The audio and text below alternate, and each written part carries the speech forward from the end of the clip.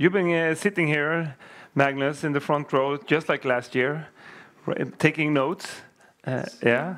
So will you manage to go through them in 5-6 minutes? 56 minutes. 56 minutes, no. No, but we want to hear your thoughts now. I mean, key takeaways, what do you see, what do you hear? Yeah, I mean, I don't know where to start. Maybe I'll start with the end comment that I think was really good here.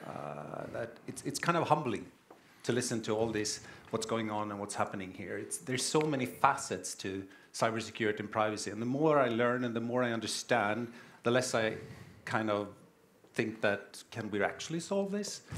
And then I get this feeling when I listen to all these speakers and everything we talk about that this is a team effort, and we're talking about it and we're sharing about it, and then the confidence roll back in a little bit.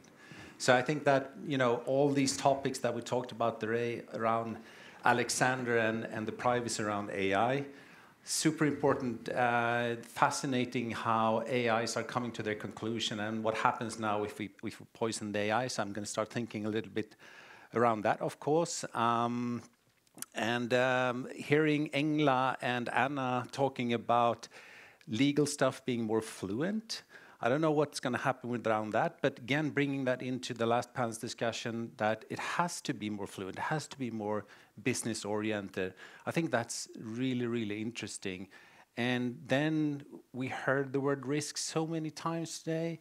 And, you know, risk, what is that? Well, it's a problem with the story, right? I think that's really good. And the magic, I think, happens in that story, in those conversations we have with everyone in the business here. So when we're talking about this problem and trying to articulate what we're trying to solve, and why, and quantifying it, as Alex talked about here, that's where the magic actually happens. And we're trying to get that understanding between us and the person or the people or the organization we're talking about. I've heard so many security execs or CISOs saying, you know, it's just about getting that right attention. If you have too little, you're going to struggle. If you have too much, oh, yeah, you are going to struggle in that as well. So when you find that balance and have that talk, and you talk the same language, and that happens when you interact. So we do that as a team. We talk about privacy, we talk about security, we build in the privacy in the product and services and what we do. And we do the same thing with the cyber and risk questions. Then it's just going to probably be a much easier journey, I think, moving forward.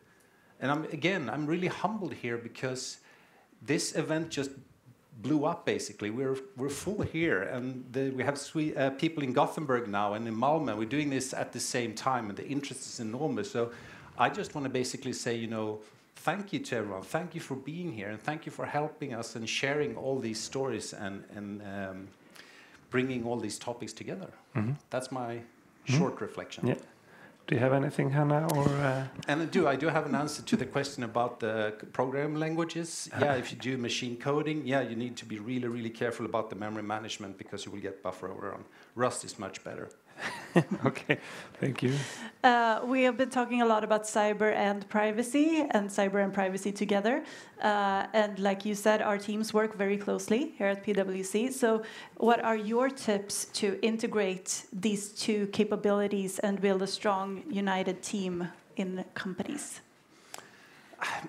In the end, it's all about relationships, right? I mean, I'm constantly looking and talking and trying to get better understanding of what the legal aspects of things are, because as we always say, you know, you can have privacy without security, but you can have security without privacy. Sounds a little bit boring, but it's kind of a fact, right?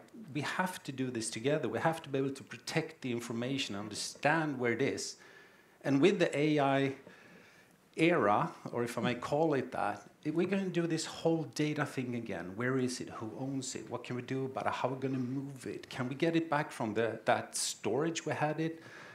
All these topics are going to flow up again. And it's going to be necessary for us to keep talking about how we are going to solve these issues so the business can continue and be resilient.